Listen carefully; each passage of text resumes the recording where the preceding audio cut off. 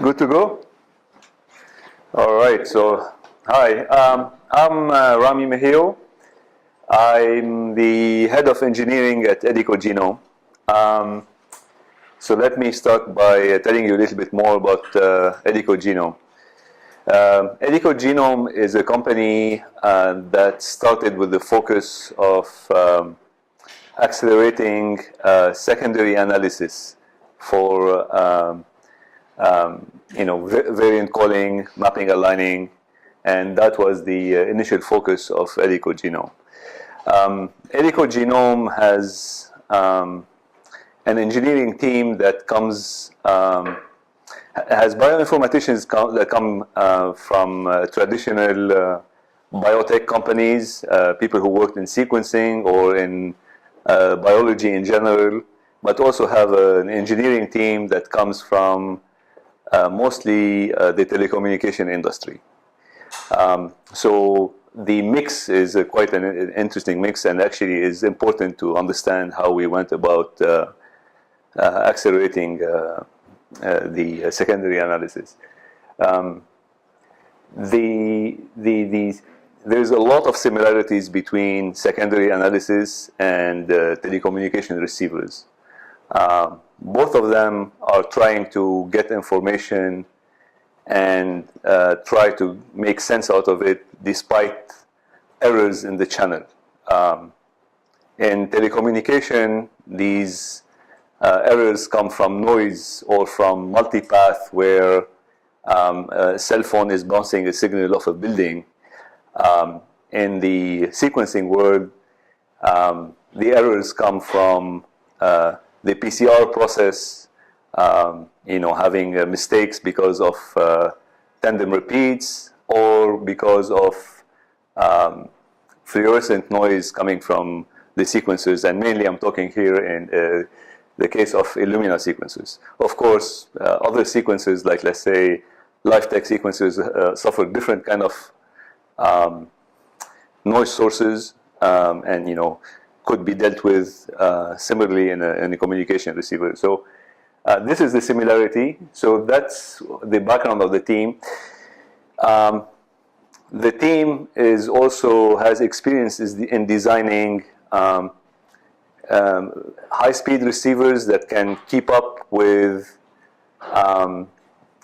cellular phone data, and these days these receivers need to handle very, very high throughput with LTE and what have you. So some of these concepts also translate into the techniques on how to speed up the analysis. In the presentation, so I head the engineering. My background is electrical engineering. I've learned over the past few years, to the extent I could, the domain. I rely on bioinformaticians and biologists in the team for the domain, and I rely on much better experts on making chips and fast algorithm from members of the team. I can cover the whole area quite well, but if you have questions, you want me to go deeper, please feel free to interrupt and ask. Okay.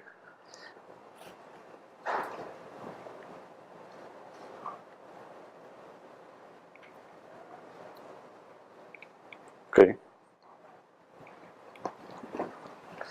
I'm stuck clicking here. Where is it? Oh.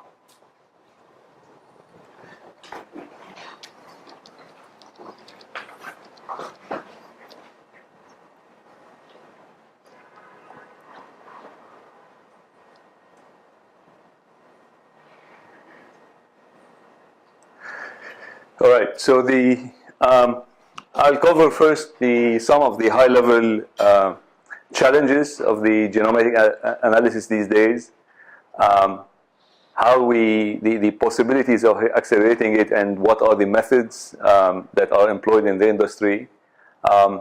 Some thoughts on the compression of the data and possible solutions for it.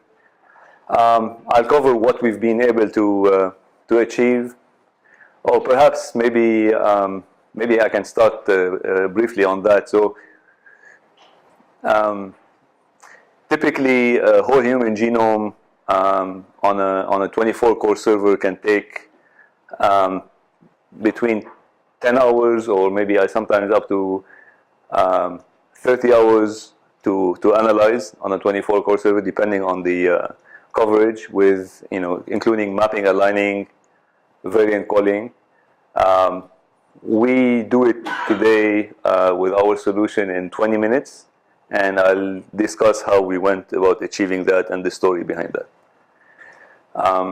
So for that, I'll do a short discussion on FPGAs, which is the type of chips we rely on to do the acceleration. We'll talk about the architecture, the software, the hardware, the algorithm. And in the algorithm, we'll talk a little bit about mapping, aligning, variant calling, and other algorithm we offer on the platform. We'll talk a bit more on the compression and workflow management at the end.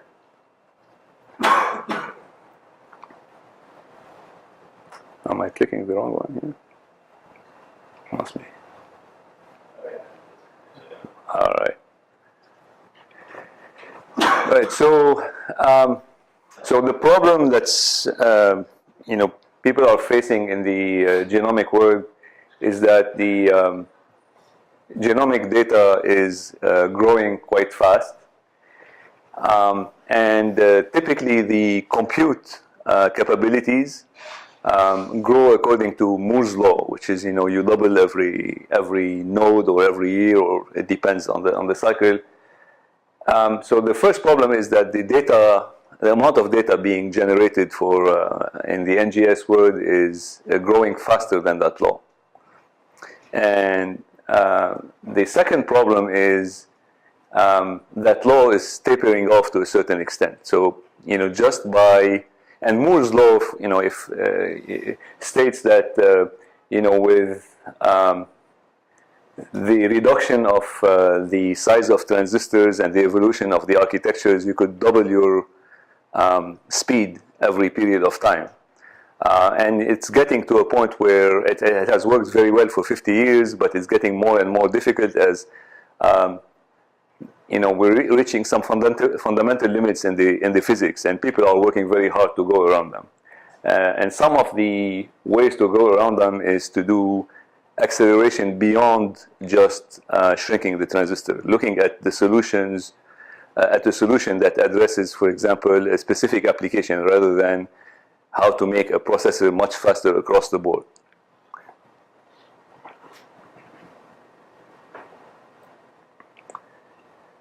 So just to talk about specifically about the genomics, so a whole human genome sequenced at 30x on an Illumina machine really takes about 80 gigabytes in fast queues. That's the size of the file, and that's compressed with traditional compression. It's also, once you analyze it or map align it and do the sorting on it, you end up with a BAM file, which people also maintain, which is also about 80 gigabytes. So I'm saying about, sometimes it's 90, the fast queue is 70, but just this is the rough number of the sizes of these files. And this is for one whole human genome at 30x, which is not very high coverage. 30x is a good coverage number for somebody who's looking for inherited diseases. If somebody is looking for a cancer application, you would need to go much higher than that, and accordingly the sizes of these files will go much bigger. Sizes of the files go much bigger means the analysis time to extract information out of the data becomes much longer, right? So everything scales with the size of the data. As I said, traditionally, if somebody employs a 24-core Intel server, he'll need to spend 10 to 30 hours depending on coverage and depending on what kind of QC metrics he's extracting, and to get the variance out of the sample that he's analyzed. For the size of the file, recently there is this work on reference-based compression, and one of the implementation of that is called CRAM, which allows you to save the BAM file into something smaller. And so this goes beyond, it's an improvement over traditional zip methods, but it's specific for the BAM files. It's specific for genomics data. So this is similar to somebody taking a video and doing MPEG-2 or MPEG-4 compression, which is that compression doesn't help you in general files, it helps you only in video files. Of course, MPEG-2 and MPEG-4 are lossy. CRAM in the most common use case is lossless. Lossy compression is not very welcomed in the genomic world because people don't want to lose the origin of the data. So when we talk about CRAM here, it's in the context of lossless. Any questions before I start diving deeper? And please feel free to ask so that I can cater my my talk accordingly. What's QC stand for? Yeah, quality control. So when somebody does a sequencing run, he's looking to see whether that sample that he's analyzed has variance, right? And if he finds at the end of his analysis that there's no variance, and tells the person, you know, you have no variance, or the doctor, then discovers later on that actually his sequencing run was bad. It's not good. So what people do is, along with providing an answer to the analysis of variance, they also have to say, qualify whether that run seems to be healthy, right? So it's possible that somebody mixed up, had some contamination in their sequencing. They put samples from 2 different people by mistake with the same barcoding, or they have bacteria contamination, which made the result look wrong. And they need to be able to detect that. And that detection is also processing on that you have to do on servers on a lot of data. It takes time as well. So we address that as well. You said this was for 30 times? 30x. 30x. You know. That means like it's run 30 times? No. So okay. So when somebody gets sequenced, so what happens is, so the process of sequencing at a high level is somebody provides saliva sample or blood sample, DNA gets extracted, the DNA gets chopped into pieces, and then the DNA gets multiplied. The amount of multiplication, or the amount of original material, that the number of DNA strands. So you could think of it just conceptually, is how many DNA strands you provided, right? Of course, some of it could be just provided or multiplied, but 30x means they took 30 strands of DNA and sequenced them. And the reason it's important to have more than one strand is some of them get lost, but also the sequencers make errors, right? So you want to get some redundancy into the system. So you take the whole DNA, it gets chopped to equally sized pieces to you know, with some error, and then you basically sequence each one of them. And if you have multiple copies, you know, that's the 30x. Now, of course, that you know, brings the next question is, once you cut them to pieces, how do you know which piece goes where, right? So that's the part. I can talk about that in a second. So once you do the initial quality analysis out of those 30 different data pieces, can't you just extract out the ones, like pick out the ones that you want to process instead of having that stay? Sorry, I didn't get that. So you do this, you take 30 different pieces, you see You take one, yeah, you take, think of it as one piece for now. One piece, you cut it to small pieces. Yeah, so you have 30 different copies of the same data. Right. You can do the analysis of error analysis and pick out the ones that the higher, the better candidates. Yeah. From that on, can you just not continue with that data and not waste?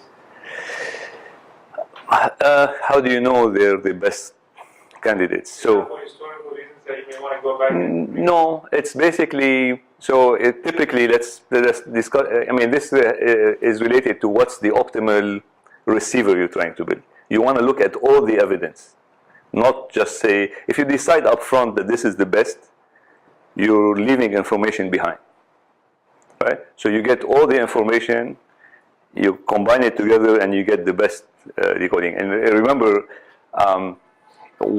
there's no way for you to tell necessarily that this is a good piece of information. The way it shows up as this guy has the base is like a reference, like somebody very similar to him, but he's missing 4 bases of DNA.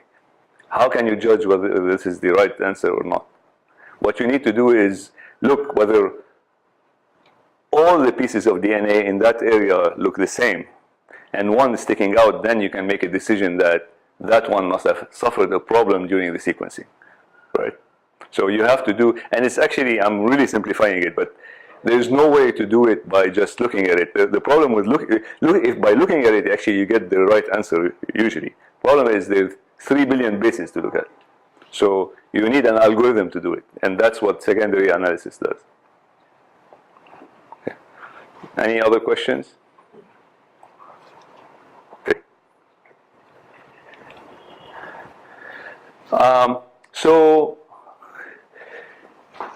As we discussed the need for acceleration, so maybe in other words, rather than Intel producing a new CPU that's faster every 2 years, and you rely on that trend to basically catch up with the size of the data and with the increased amount of data coming from NGS, what are the ways to get this processing faster and deal with the data faster without actually having just to buy more computers? That's really the question, right?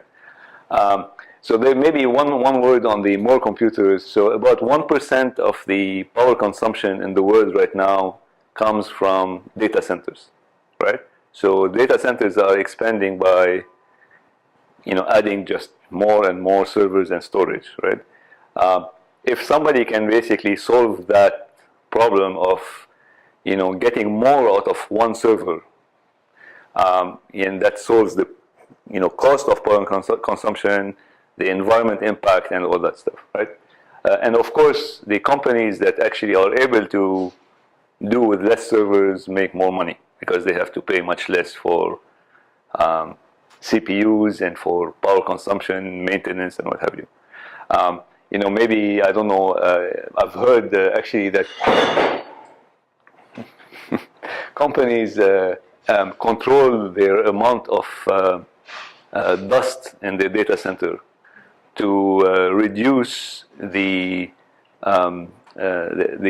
power consumption of system, because dust apparently causes the systems to heat up, and they need to basically turn on the ACs higher. So it's that important. So what I look at, I'll talk a little bit about is what are the means for acceleration. And of course, these are not the only means I listed here: GPUs, FPGAs, and ASIC. There's Intel PHYs.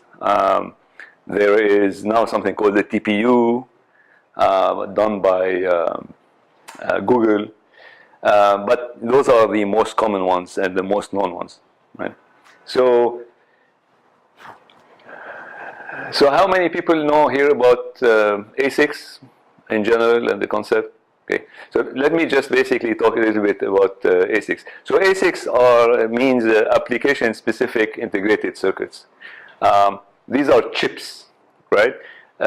What's a chip in general compared to a processor? So a processor from Intel is a chip, but its job is to basically execute a program, any general purpose program.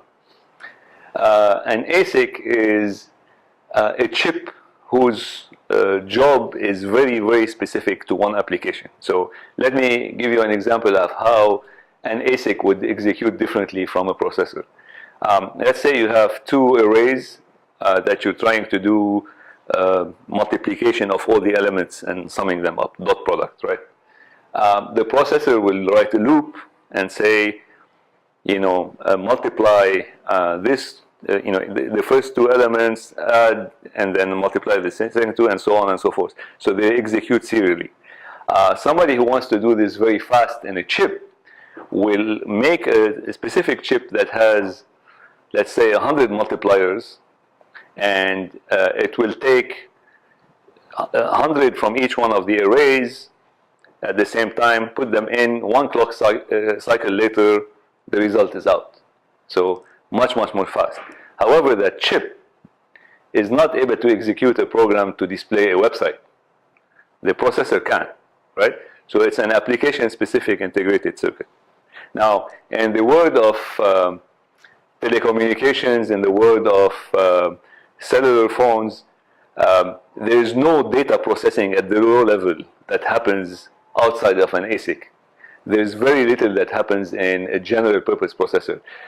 What happens in general purpose processors are control logic at a high level. But somebody who's trying to decode what's sent over the air bit by bit cannot handle the speeds in a processor, right? So the world has moved to that because of the need of how fast you can process it. So they don't have a choice but to do it in an application-specific way. Now, what's the advantage of an ASIC? It's really very fast. You can do a lot of parallel processing. You could do many of these multiplies. You have another circuit that does additions, another circuit that's doing a table lookup, all you need. And you can do them all at the same time. And the ASICs can be very big in terms of transistors. They're all usually very small in size. But they're very fast. But to make a chip that does only what you want, you have to take it to a fab, and the cost of getting that chip back, first you have to spend a lot of time designing it, make sure you don't make a mistake in it, because once it's done, it's going to do exactly what you told the designer to do it. It comes back with a problem, you start over. It costs about $1 million to $2 million to get a chip back for the first time. If the chip works, you can buy each chip for $10, $20, $30, not too bad. But the first expense is very bad. A mistake is catastrophic. Not always, of course, but it could be catastrophic. But again, if your algorithm for detection of certain type of variance changes, well, and that chip doesn't do it, you start over again. Right? So it's a problem. GPUs, essentially, they're still processor based. They're specialized in certain type of functions. They offer extra parallelism, but they're still processor based. And for certain things like the dot product I mentioned, they may not be equipped much better than a CPU to do it, or they may be. So there's certain operations they could do quite well at, certain operations they won't do very well at. Of course, the ASIC can design it to do whatever exactly you want, right? So that's the FPGA is an interesting. So anybody knows about FPGAs? Okay, all right. So FPGAs are really interesting. They're really a set of resources, multipliers, adders, comparators, lookup tables, and many of them on a chip, already on a chip designed. So somebody sells the chip with everything already on it, but they're not connected to each other in a hard-coded way. There is a layer of interconnect that you program that tell it you connect this one to that one, connect the multiplier to the adder, connect this to the I/O. So it is programmable, and it allows you to connect this underlying resources of compute and I/O to each other by just loading to RAM a bit stream, meaning a set of bits that basically say what do you want to connect to what, right? And there's very complicated tools that say, if you want to do a circuit that does something like an addition or an HMM or some complicated algorithm, it can translate that into these bits that connect the pieces underneath and make that circuit out of it. So what's good about this is that it's reprogrammable, and you can do it over and over again. And it's not as fast as an ASIC in terms of clock speeds, but it's pretty close. But since this chip is general purpose, you have people put in it much more than they need usually, and what you end up with is a higher cost chip than the application-specific integrated circuit. So a typical FPGA can go anywhere between $100 and several $1,000s. So the ones that we use for our system are a couple of $1,000s, and they're pretty big. Any questions on that? Yes. The ASIC, how does, I mean, just taking the parallel processing solution of a matrix calculation. Yeah. How does that compare to, say, you know, a software solution? Yeah. So I mean the ASIC, yeah. You have like MATLAB, and you have like libraries for Python. And right. You know, matrices, easy things like. They're not sequential. You know what I mean? Well, they do actually. So you have an easy command to make your command to do a matrix multiply in MATLAB is a single command. But how it's translated underneath is, you first have to, the code is interpreted, that goes into your operating system commands, and then goes down to the stack, the codes instruction of the processor. Eventually, you're executing on the processor, and you're doing a set of instructions, right? MATLAB has optimized the instructions for for certain things, matrix multiplication, arrays, and what have you. But they optimize them to run fast on a processor. But they're not it's much slower than doing it on an FPGA. FPGA can basically do it instantaneously. They can do it all in parallel. It's real time. Yeah, because I've seen comparisons between, like MATLAB and something, and other languages do the same size, and you can see how much faster it is. Right, but that's essentially just the difference between how well the MATLAB folks at the MathWorks have written their code compared to others. But at the bottom layer, they're still using a CPU. Okay, so I have more. Here's more details on this FPGA, and I can make that available. But that's really summarizes what I said. This is an example where if you're executing a program in MATLAB or you're doing it in hardware. In MATLAB, you're going to do all this. In hardware, it's a single access to a hardware, and without executing instructions. This is the picture where I said an FPGA is made of these logic elements. It's a big chip with many logic elements. And you have on the top level programmable interconnects that connects them together. Right? So really that's what an FPGA is. This interconnect is programmed through writing to memory. Okay, so hopefully that gives you the background of how we do things. So let me just get to the solution that we've built and how it works. So our solution is based on a server. The server is equipped with it's a 24-core server. It's equipped with a PCIe card that has a big FPGA on it. We did actually do a picture of a DRAGEN on it, which is the name of our product, but really it's a off-the-shelf FPGA from Xilinx, and it has some memory on it. It plugs into the PCIe bus. And we've built IP that goes into this chip, plus a lot of software that runs on the server that we set.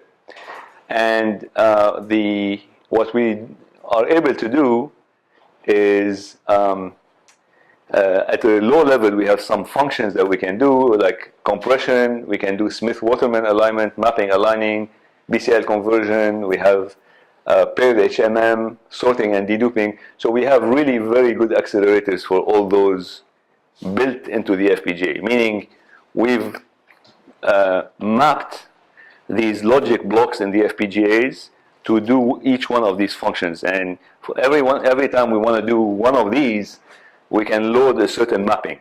And then says, oh, now it becomes very good at doing compression. It becomes very good at doing mapping aligning, right?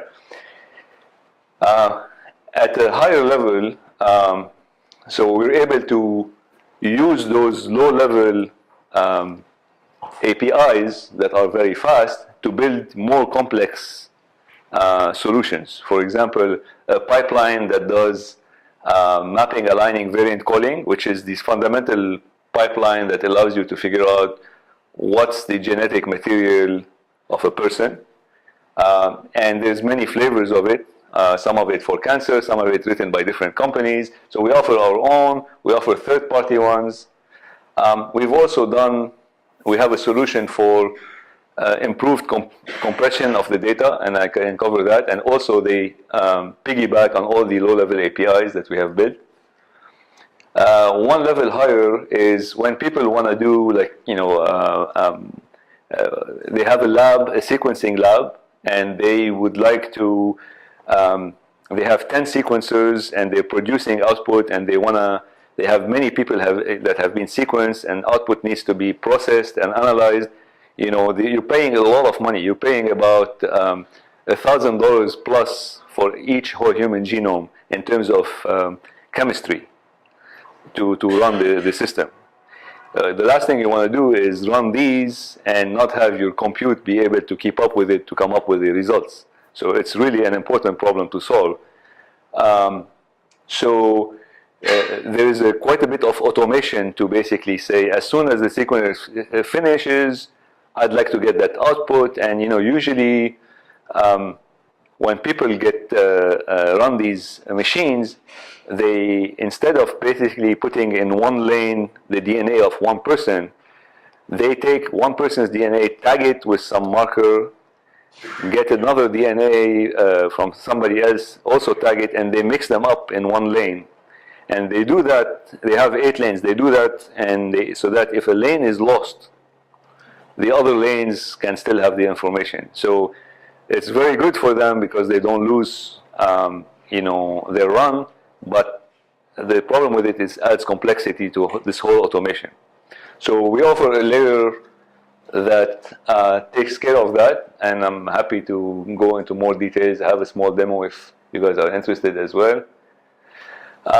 And with those components, we are also able to offer things like end-to-end solutions. So let's say Phosphorus come up with a solution built on DRAGEN, which has some, they take it, they do the secondary analysis, they're looking for a variant here, and this chromosome, and if the coverage is certain amount, they declare that something needs to be tested. We're able to package that in a framework and have them sell it as an application on our website as well. So, or on a local deployment. So these are things we do as well. Yes, please. What are the languages that you use in the various problems? English, usually. No. Okay. So maybe I just step back. So the solution has. So a lot of people, when we talk about what we have built, think that our solution lives mostly here, right? But 50% our solution lives here, and I can tell you the language in a second. The other 50% of the solution is software on the server, right? And it's very, very important. Without the software on the server, none of this can run fast, and I'll explain why. On the server, we've written our code in C and C++. And the reason for that is it's just faster than other. The problem with that is tracking a memory corruption could be a nightmare, but that's fine. The language used in the FPGA, and this is, you know, it took me a long time before I got humbled by this, actually. So, we use a language called VHDL or Verilog. There are two languages that we use, right? And they're old languages that compete with each other for a long time. And it's very important to know these languages are not programming languages. So this is really fun. I mean, and if somebody's starting with that and he thinks of it as a program, he gets in trouble, and I'm victim of that. It is really a way to describe how you want the hardware to be connected to each other. It will not execute as a program. It's just a hardware description language. So we use those languages here. The barrier to entry to write programming, good programming for this is not small. It's difficult. The people who do it well are not too many.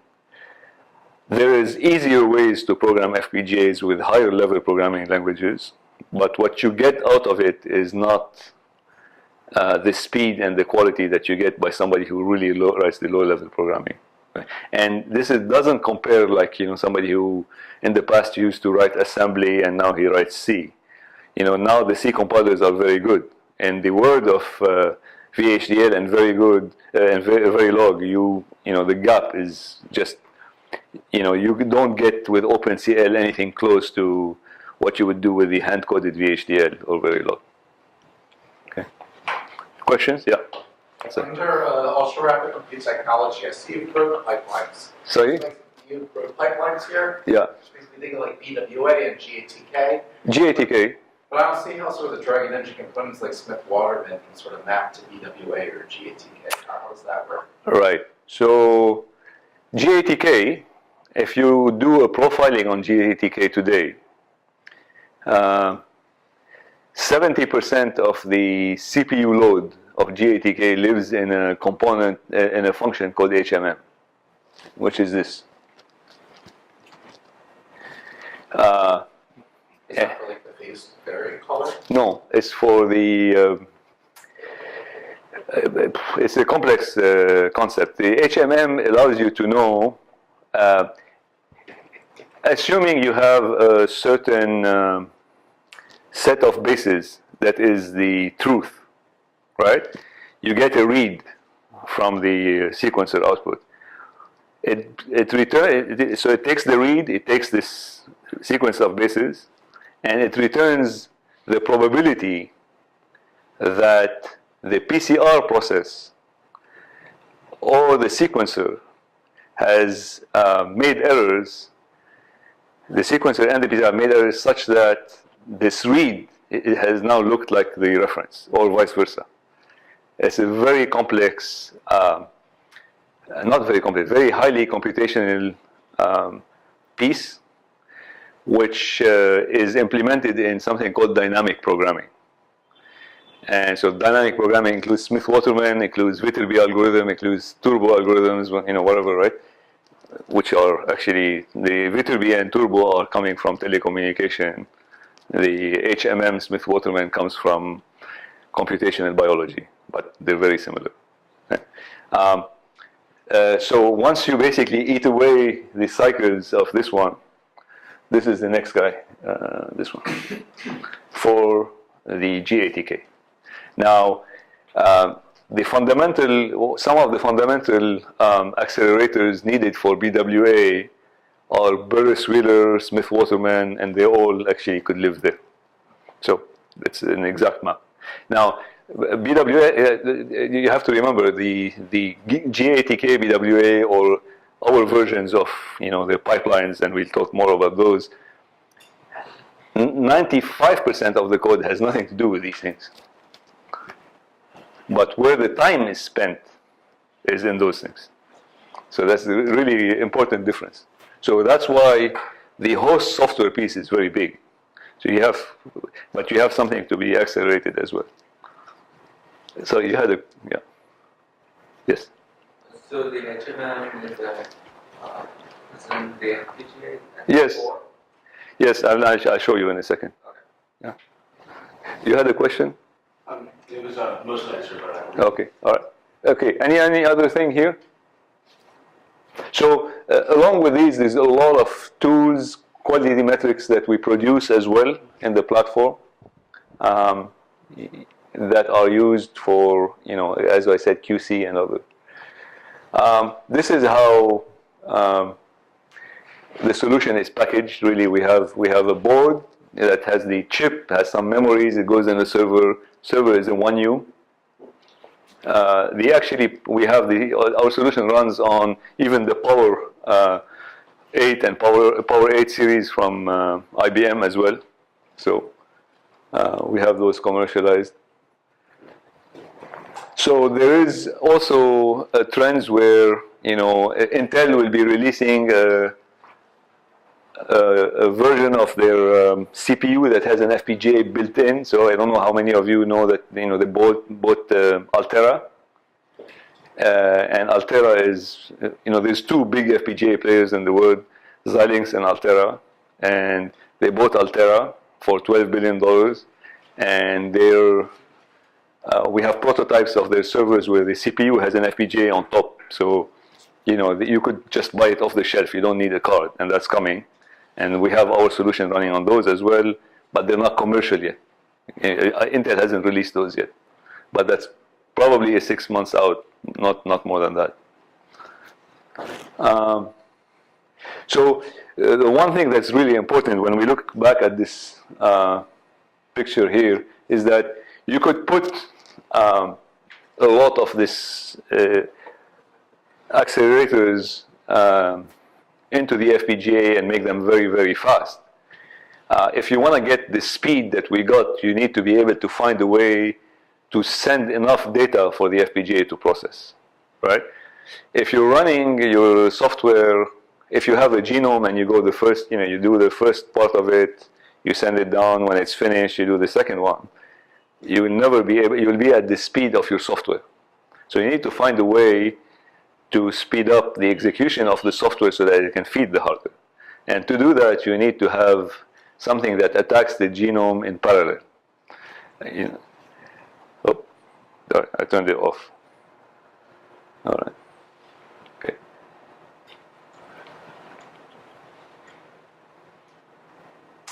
Okay. Maybe one more thing that's important. So an FPGA like this adds about 50 watts or less to a server. So really, it's not much.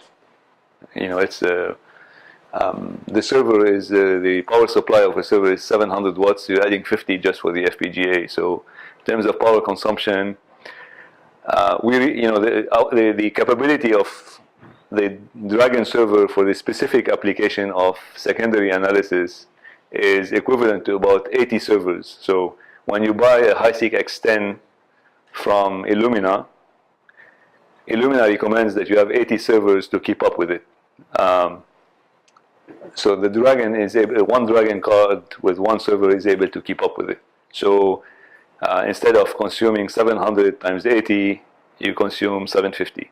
So good number for the power. Now the other thing that's important is Illumina and others have realized that it's a problem to have so many computers needed to analyze the data, and it's not a good thing. Unfortunately, a lot of the solutions for that, what they do is basically they compromise on quality. They don't do it as good a job to detect optimally what the variance should be. With the FPGA, you could do whatever algorithm you want without compromise and still be very fast, and that's quite important. Questions? Yes. Conceptually, this seems like a similar problem that Bitcoin mining has. Is there like an analogy where like this can be used for that? Yeah. So so I don't know that much about Bitcoin mining. But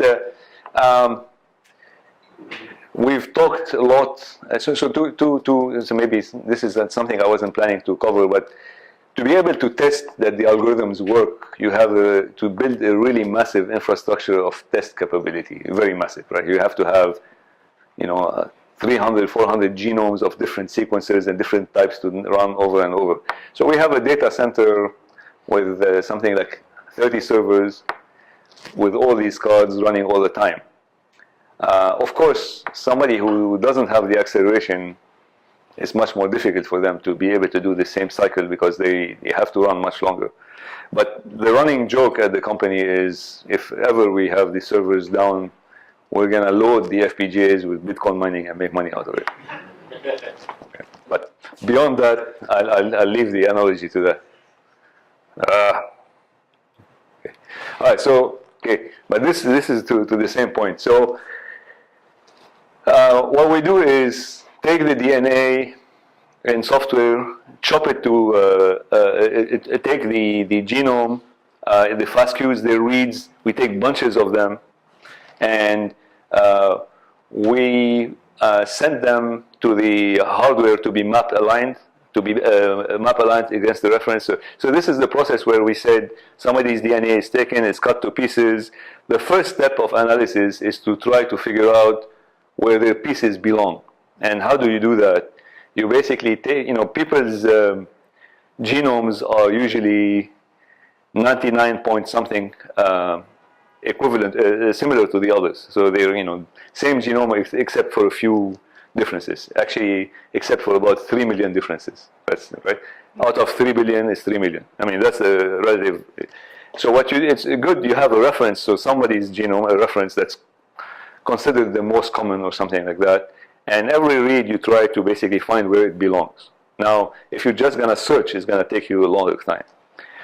And so we have a smart way of doing that through hash tables and what have you. But we can run many pieces, a lot of data at the same time. A lot of data at the same time. So we take the FASTQ file, which has all these reads, and we send them through the PCIe bus to the hardware, and the hardware comes back and says, this guy belongs here, and this is the confidence I have, and comes back. So the whole human genome, 30x coverage, on one of these cards. Of course, we have solutions now with multiple cards, but with one of the cards, 8 minutes later, they're all mapped, aligned, done. Okay. And so once they're map aligned, you want to do variant coding on them, but now you have a whole genome, so you go take chunks of this whole genome. When we started with the FASTQ, it's random reads that you go and send to hardware. Once they come up with the mapper aligner, they're sorted against the reference. Now you take that reference and say, give me all the reads in this section, and tell me what's the variance in there. Now, once you have it like that, why not basically say, give me those and give them to one processor to look at, give me the next ones, give them to another processor, and we have 24 processors. Of course, these regions, there's about 20, 30,000 of them. So what we do is we take 24 or 48 threads, we give one to each, and we have a queue, and we keep feeding them, and as soon as they want to get back to, when we're ready to take advantage of the accelerators, they'll send them down. So you have 48 threads attacking the genome, and then when ready, they send information to the FPGA. The FPGA is big enough to handle all of those. It sends the information back. We've designed the software as well so that nobody waits for anything to come back. They send and they go do something else, and when the information comes back, they take it and deal with it. So there's no delays in the system. Does it make sense? Okay. So, so that's I'm here describing one particular pipeline. There's other pipelines that we have that are different. But, so what's important here is we have one FPGA, but I described first doing mapping aligning, and second doing this variant coding piece, which are different. So how about the programming of the FPGA? So what one can basically take the FPGA and program it with a section of it that's very good for mapping aligning, another section for variant coding. But this pipeline really is finish mapping aligning and then do variant coding. So what we do is once the mapping, so when we start, we have 4 places where we can put accelerators. So we populate them with the accelerators appropriate for mapping aligning to start with. And actually, we populate them with mapping aligning, and since the files are also compressed, we put some accelerators to decompress them as well. So the first stage is take these FASTQ files that are compressed and put some accelerators that allow decompression and mapping aligning, send the data, the hardware is able to deal with it. When this is finished,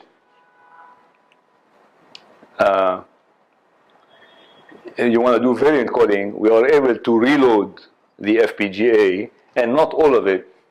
We reload only a section of it with the other accelerators.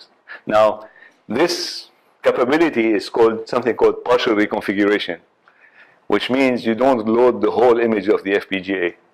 If you were to load the whole image of the FPGA, it would require you usually to power cycle, which would disrupt everything. But the ability to swap, what's the advantage of it? The advantage of it is if you want to maximize your hardware, and if you want to do the same amount of hardware without swapping, you would need double the size.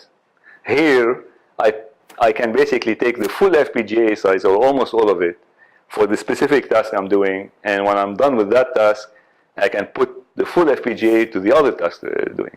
And that's very important. That actually, you can think of it as reducing your power because you need less FPGAs. You can think of it as speeding you up by 2 times, or making you more efficient in any way. So maybe to generalize this, we have the blue is the sections that never change on the FPGA. They look big, but they're about 10% of the fabric of the FPGA. The rest is a set of 4 engines that we reconfigure, and we load them from a whole library of engines that we keep developing. So now we go back to the Bitcoin mining, right?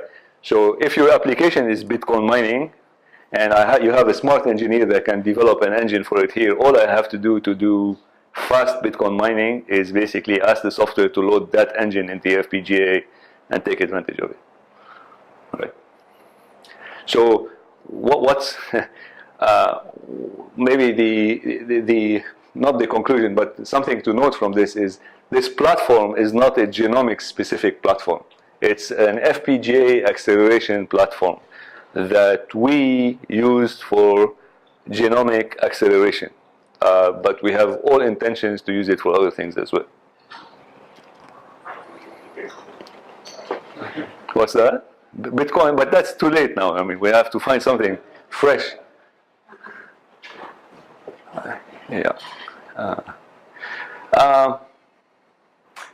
So anybody wants any information? So the mapping aligning is, we've chosen to put all of it in hardware.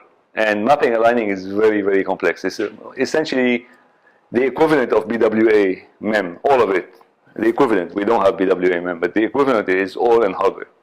And we've, built it and validated it, and the validation is very complex. Happy to talk about this if anybody has questions.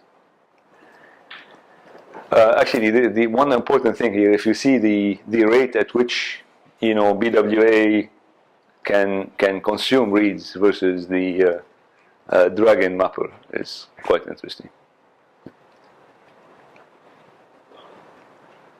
So remember, we decided that we put all the mapping aligning in hardware, and the reason for that is mapping aligning. Without mapping aligning, you cannot really do anything with the data. You have to first align it. So we thought that this is going to be common to everything, and it's worthwhile the investment of putting it all in hardware. The variant calling, and we have somatic variant calling, we have germline variant calling, cancer versus non-cancer, all those. We've chosen a mix where we basically have the proper software-hardware partitioning. We take advantage of both the software and the hardware, and that's what we've done. And so this is, somebody asked. This is kind of the logical steps of a variant calling algorithm, a haplotype caller that we do here.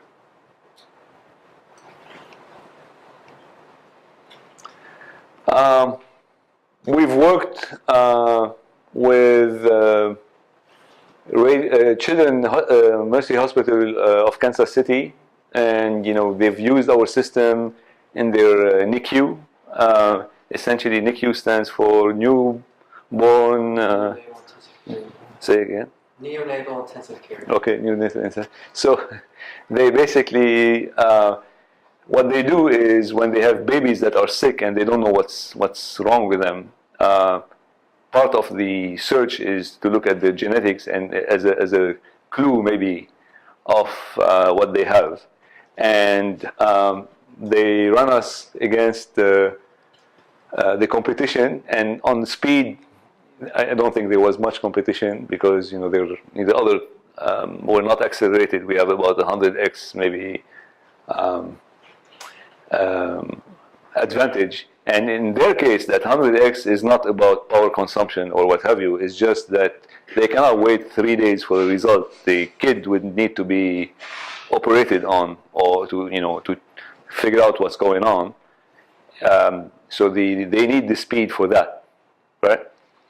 And so we competed on speed, and we did well, but we also competed with the other variant colors on and mappers on accuracy, and we did very well as well.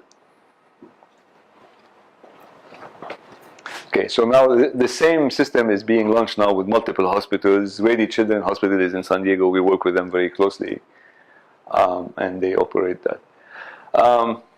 So this is really a little bit of a marketing slide with the except, you can think of it as a summary, but the other part that we don't talk much about is when you get a DRAGEN box, you don't have to basically install 17 packages to get your result. It's a push button. You get the example, and off you go. You're done, and that's really important. And you could basically add functionality. So maybe something that's important to explain. How do you get new pipeline? Let's say Edico Genome releases new pipeline, or you have a software fix, or you need a new release. What does it mean to somebody who has this box? We've made it such that it looks exactly like an RPM. It is just an RPM install. So the user actually has no idea that there's an FPGA underneath, right? It's all behind the scene. He gets an RPM. If the customer decides to install, because not everybody wants to install the latest software, they may be locked for a certain pipeline with a certain client in a certain way. But and they don't want to disrupt it, then that's fine. But if they decide to get a new release, it's an option. They click, the release gets installed, and they can go back and forth between releases. Yes. Do you publish concordance testing between releases? We don't. But if somebody asks, we have all that data. I mean, we don't publish it. So we do have. I mean, that's something we haven't had that question, but it's available. It's available in our nightly test every night. So anybody who wants it, it's easy to do. We actually do a lot of testing. So we use. We have many pipelines. So for each pipeline, many testing, right? But within, let's say, the DNA pipeline, we do testing against 5 different gold sets. Essentially, people who have been sequenced by many machines, many variant colors, and somebody has found, the consensus results. And so we take samples from that same 5 individual, and we reanalyze them, and we see how well we do against that. We never release something that goes backward. It's easy. We don't release it. We see it. We don't release it. And then we also do synthetic tests. Synthetic tests means we create reads ourselves where we put errors and make sure that we actually map them to the right place, do the right variant coding. Sometimes if you put too many errors, you're gonna get not what you expect. But the way to check is, does anybody else get what you expect? Right, so we do that as well. I mean, you put, say you have 100 bases and you remove half of them, it's not going to map in the right place. That's.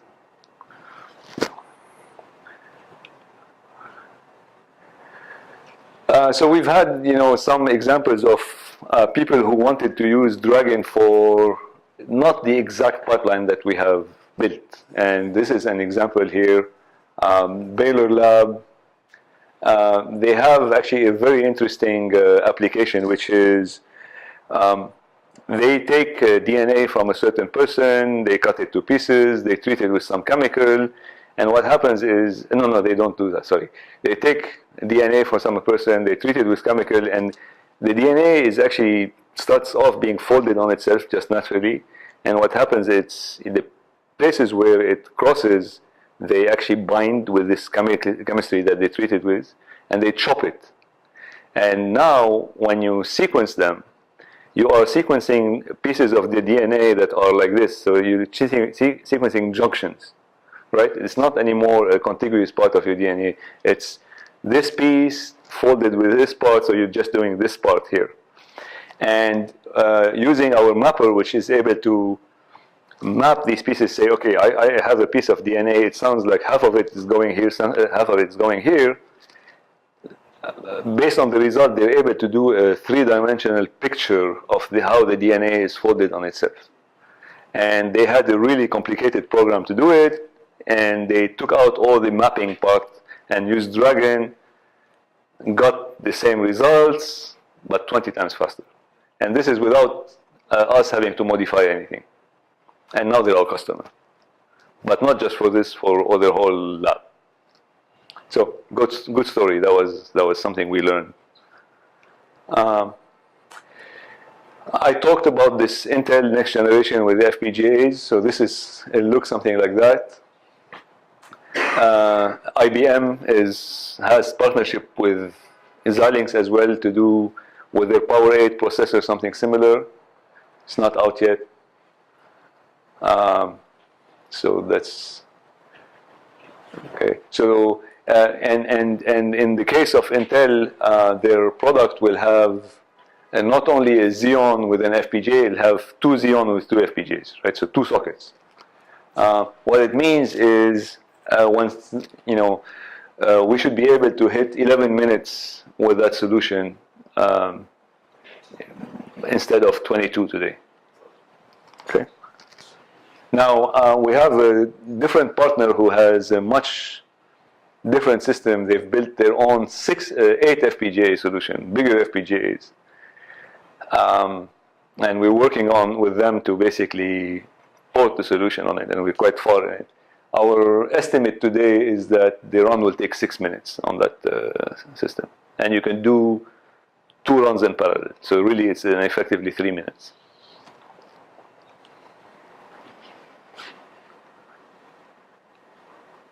Okay. So we've patented all this stuff, so I have no need to dwell on it. But so this is the platform again. So we do. We have plans to offer our solution on the cloud as well. Cloud providers. So this is where we started the discussion by saying the data is going too fast. And it's too costly to analyze. You need to add many computers. Well, guess what? The cloud providers figured that out, and as a result, they're all deploying FPGAs, right? So in one form or another. So Microsoft, if you guys followed, Catapult is their system. Others, which I cannot name, are also deploying. IBM is deploying. We were actually working with them on that. So in the last year, we went from actually nothing on the cloud to everybody going to have everything on the cloud, which is really good for us. But we didn't expect that. You didn't mention Amazon services. Yeah, I cannot mention that. You can't discuss that. I cannot. But let's put it this way. If Microsoft doing something like this and Google doing a TPU or an FPGA acceleration, nobody's going to be left in the dust. Intel is going to, so maybe you can think of it even completely differently. Intel is going to release servers with FPGAs. Amazon, all they need to do is just put them there. They'll have FPGAs. No, I think if Microsoft is doing it, Amazon has done it already.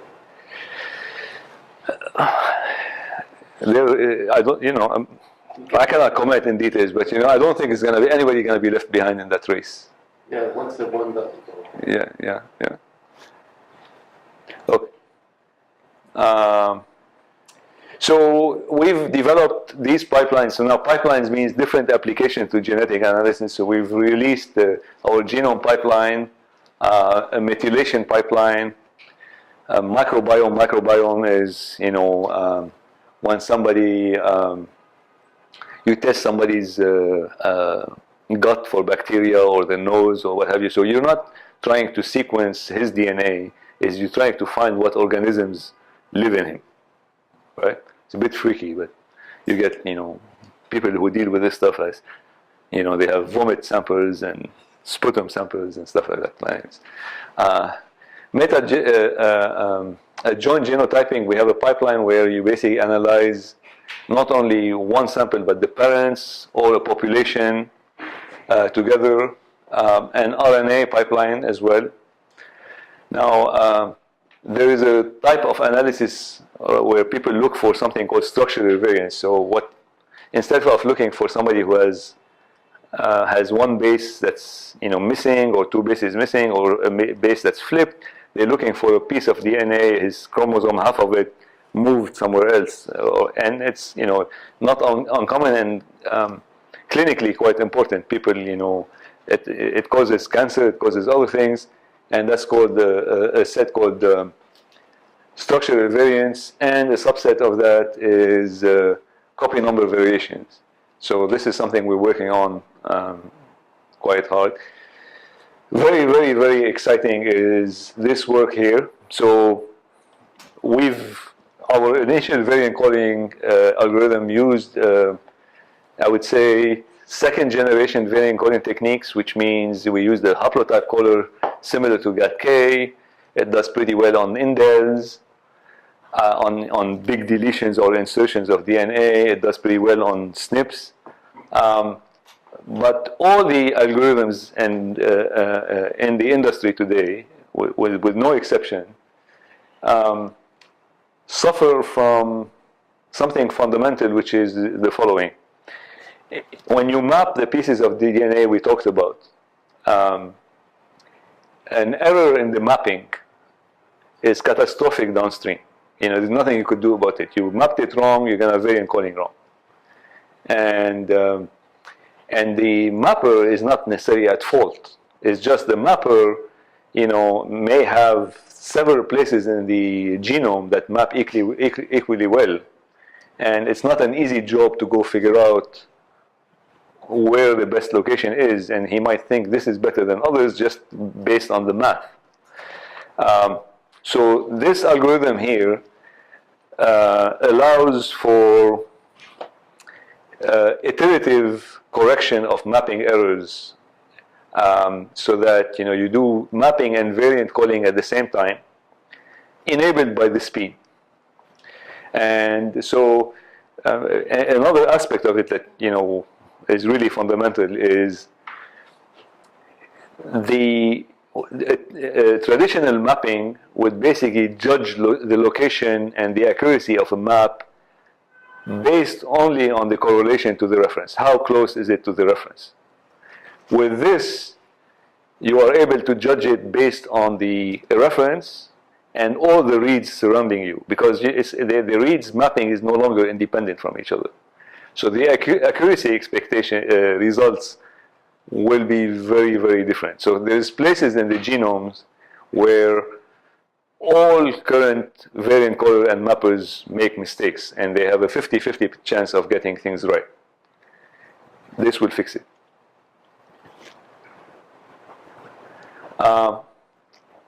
And so we have a cancer pipeline as well, and we talked about a broad accelerated pipeline.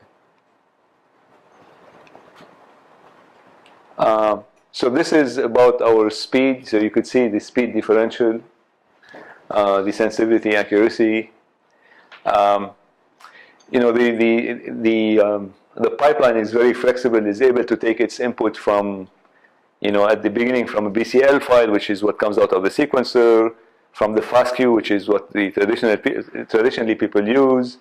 The file could be compressed or decompressed. They could be crammed or not crammed. you could start in the middle and you get results in any place you want.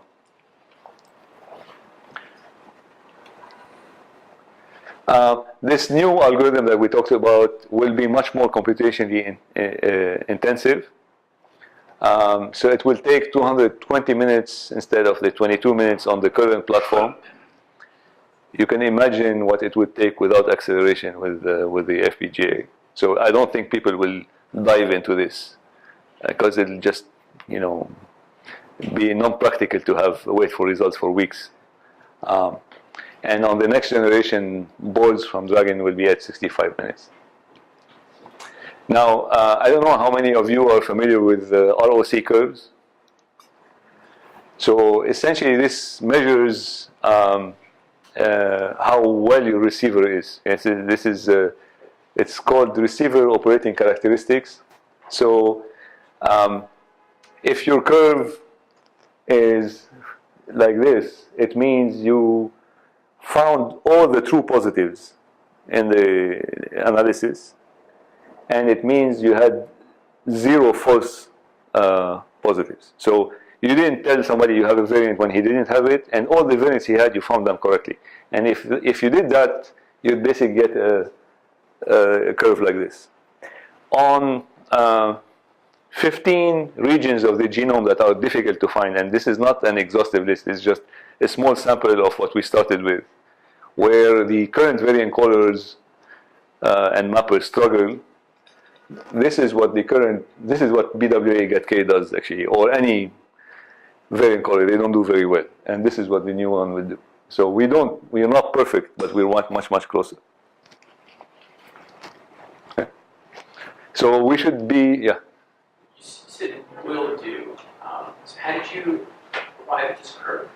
So we've built it, so we have this algorithm prototyped in MATLAB actually, what he mentioned, right? And we are not able to run it on the whole genome because it's still being implemented in FPGA.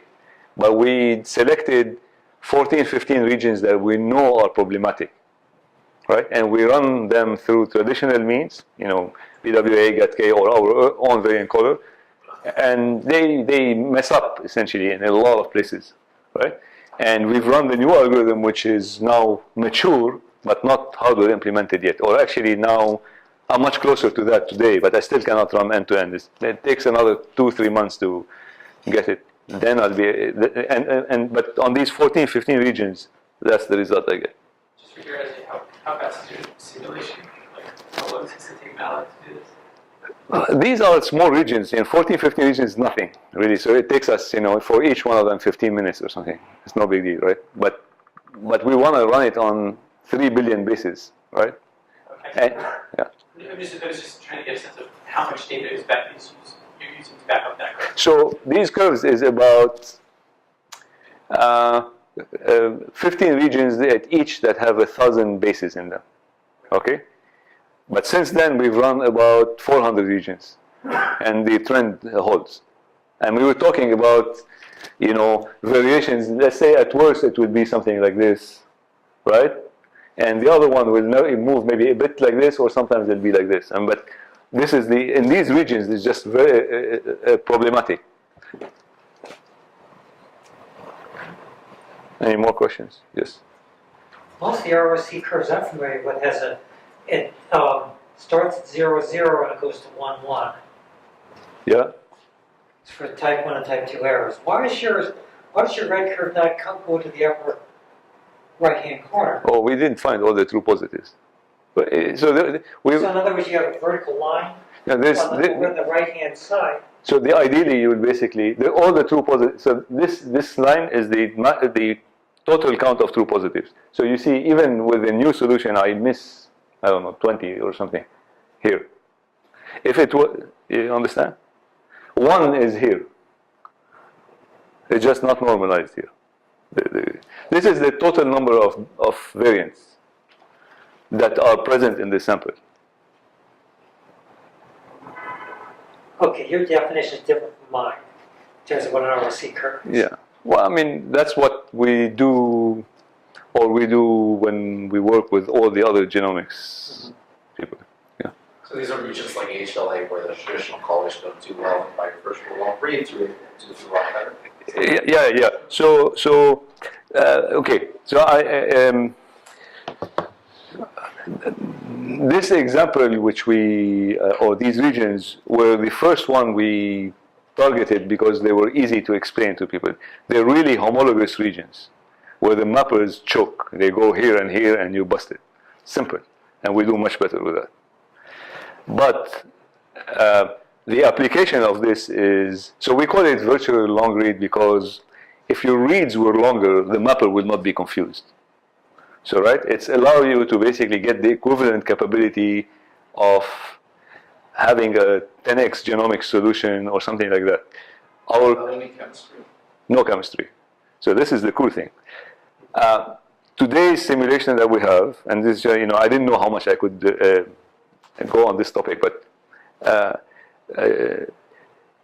today our simulations show that on average, you could get the performance with this software. So consider it's really a software hardware, but really it's a software upgrade to anybody, a costly software upgrade. Let's put it this way. It will give you as if you had a sequencer capable of 6 times the read length. So, you buy an Illumina sequencer, you run it at 150 base pair reads, right? It's as if with a certain quality, it's as if you had something 6 times that gives you reads that's 6 times longer with the same quality. Or you do something like looking for reads that have multiple mutations and using that to build up the longer assembly. That's a different story. But this I cannot tell you.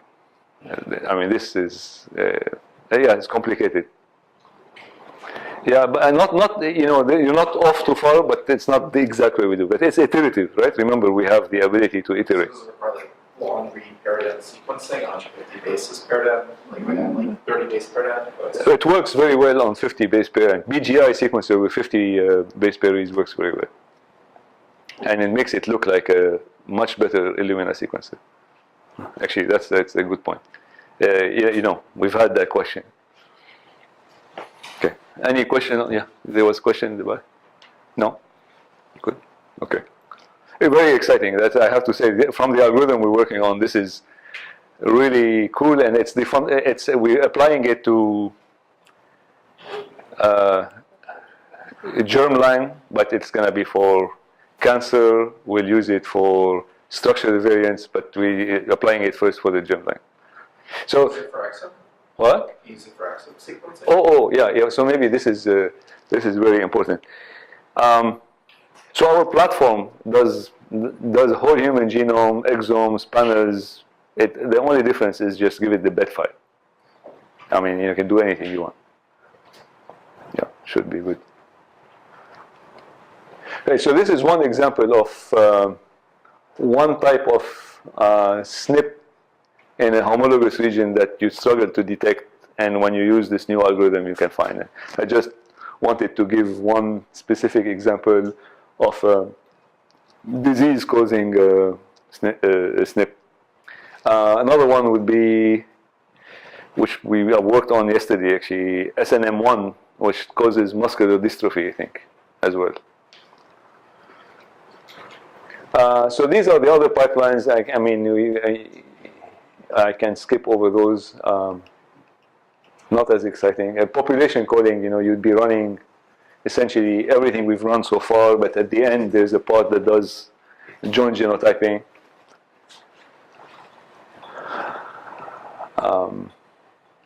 So the version of GATK, we get roughly the same accelerations, mostly because the fundamental blocks that take time are very similar, right? Now, I don't know if you remember that picture where we had the HMM accelerator. When we get to something like this VLRD, the accelerator is also an HMM, but very modified HMM, right? So all we have to do is rebuild it. Okay. Okay. So I'll talk briefly on this. So how are we doing on time? You're good. Another 10 minutes, 15 minutes. Okay. So some concepts. let's say, so people when they do sequencing, they get their FASTQ, they produce a BAM and a VCF. The VCF is what has the variants. It's a small file. It's 1 gig. The FASTQ and BAM are massive, 80 gigs each or something like that. Typically, people store them, both. And the reason they store them is that if somebody wants to question, the analysis, they have the BAM files, and you can say, why not run it again? But it's costly to run again, right? So at a high level, you remember I said our mapping aligning is very fast. It's all in hardware. And if we have a function called a replay function, so if somebody runs an analysis, we save a fingerprint of that analysis. And if he decides to delete his BAM, all he needs to do to get back his BAM is to give us his fingerprint. And the BAM is a result of only FASTQ to just the mapping aligning. With our next generation hardware, it's a minute process to get it back. So he really doesn't need to store it. He can get it back by recomputing it. So in terms of storage, he could lose half of that, right? And so he can decide to not store his BAM, just his fingerprint, which is 1% of the size or something like that. And then the FASTQ itself, we are able to cram it very quickly. So we lose about 40% of that. So we start with 160 gigs or 150 gigs. We end up with 50 or 45 or 55 gigs, right? So this is our, yes? The reconstruction is lossless? Yes. Yeah, there's no reconstruction. We're just, we're not doing anything. We're really regenerating this BAM. So in this, a cram could be lossy or lossless. We choose the lossy, this is by standard really, right? We choose to use the lossless one, right? So it only gets you a reduction by 40%, right? But that's not the part that's saving, and we're not claiming that cram is the sexy part of what we do. We're saying, you can get rid of your BAM, and I will make your FASTQ into cram format, which saves you on the FASTQ. So you go from 160 to 50 gigs. Sorry, this may be an naive question, but why even bother keeping the BAM? Why not just keep the BAM and get rid of the FASTQ?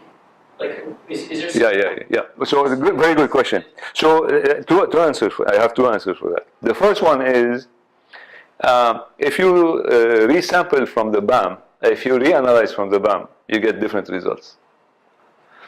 And I'll tell you why. Not because of our pipeline, anybody's pipeline. Your insert stats calculations, the ordering of the BAM is different. Your insert stat calculation is going to be different. That's one. And second, I can tell you, having monitored what people stored for. That's because of the way that BWA calculates the insert stat. No, but anybody. I mean, you could basically say, I'm going to do an instant stat calculation on the whole thing, and I'll do it the same way every time. If you want to do this, it means you're going to go through the end of the file before you get a result. Then you're much slower than even BWA. Then you're really handicapped at that point. It's not an easy problem to solve. So that's one. Just that's one. Second is just look at what people store. I mean, you don't have to convince me. I'm just a witness. I know what people store. Some people store FASTQ. Almost all the big centers store FASTQ, BAM, VCF, GVCF. Some of them store BCL as well. And most of them duplicate all that, right? So the question is, how much money are they spending on their storage, right? And that's what we try to address with that one. What? Yeah, we store all of it. Yeah, I didn't convince him of that.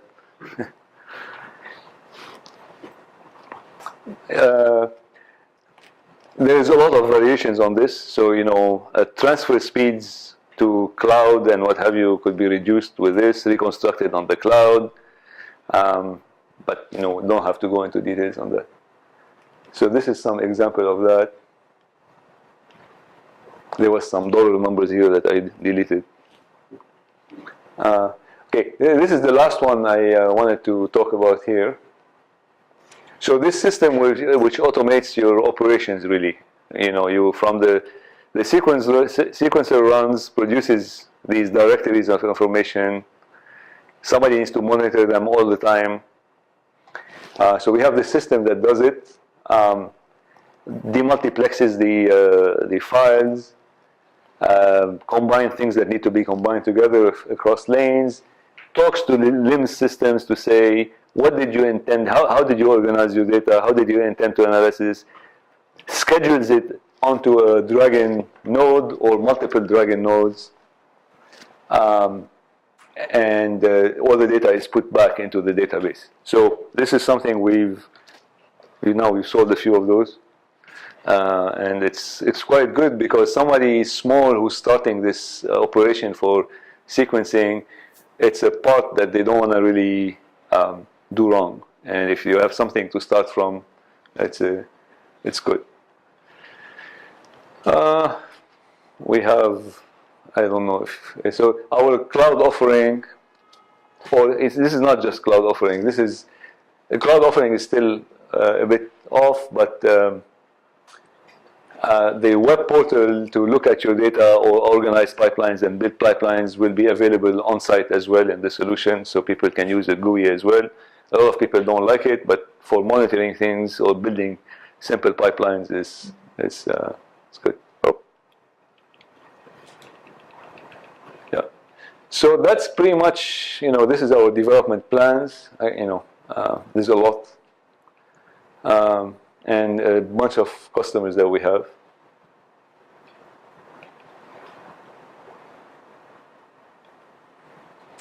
And I have maybe, if anything of interest, maybe the ROCs that hopefully they'll be normalized correctly this time. Let me see.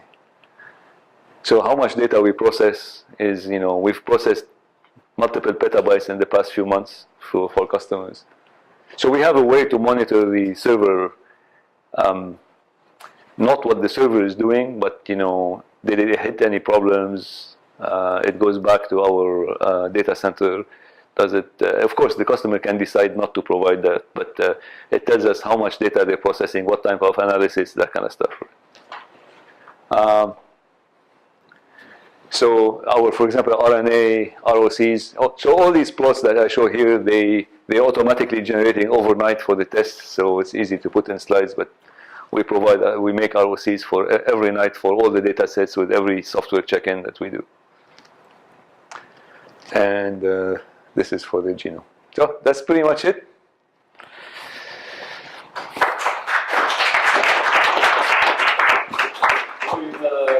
We take a few minutes for questions.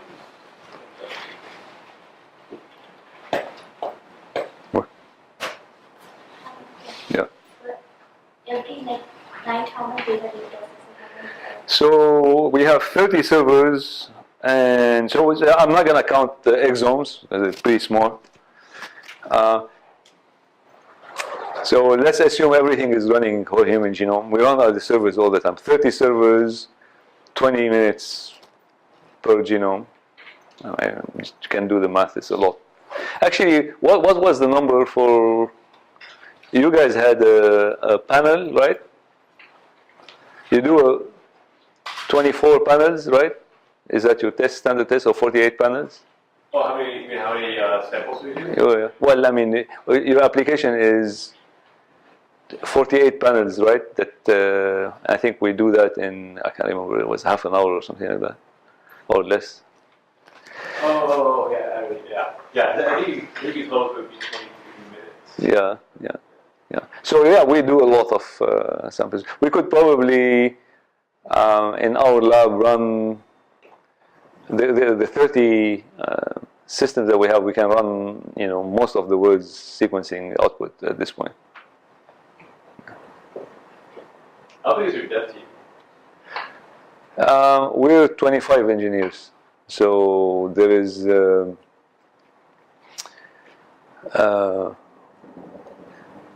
so there's 4 people who write code for the FPGA, very exceptional people. There is 5 QA people. There is 10 software engineers and 5 bioinformaticians. Yeah. That's a lot of work. Yeah. That's right. But it's also, it's a flat. We have no management really. People are leaders for everything they do. Everybody's take on big projects, and we swap roles and what have you. So it's quite efficient. I mean, there's management, the sales management and the marketing, but in the engineering team, it's just flat.